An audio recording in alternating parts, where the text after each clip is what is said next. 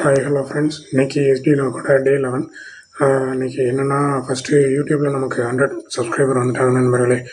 நன்றி நன்றி நன்றி, எல்லாத்துக்கும் நன்றி. அதே மாதிரி இப்போ நம்ம இன்ஸ்டாலையும் பேஜ் ஆரம்பிச்சிருவோம். அதுலேயும் உங்கள் பொண்ணான ஆதரவு கொடுக்குமாறு தாழ்மையுடன் கேட்டுக்கொள்கிறேன்.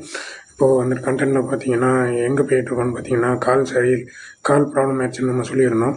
அதுக்காக தான் இதுக்கு முன்னாடியே நம்ம வந்துட்டு கை ஃப்ராக்சர் ஆயிருந்துச்சு. அதை சரி பண்ண இடத்துலையே காலையும் சரி பண்ண போயாச்சு. போன இடத்துல நம்மளை இப்படி கெட்ட போட்டு அனுப்பிச்சி விட்டாங்க. அவருக்கு என்னன்னே தெரில. என்னைய பார்த்தா மட்டும் போதும், போனோன்னு எதுவுமே பேச மாட்டார். வந்து உட்காரு, அந்த கெட்ட போட்டு அப்படின்னு கெட்ட போட்டு அனுப்பிச்சி விட்டாரு. நொண்டி தான் நடந்து போயிட்டுருந்தேன். அதுக்கப்புறம் பஸ் ஸ்டாண்ட் போய் அப்புறம் ஒரு வழியாக வீட்டுக்கு போயிட்டேன்.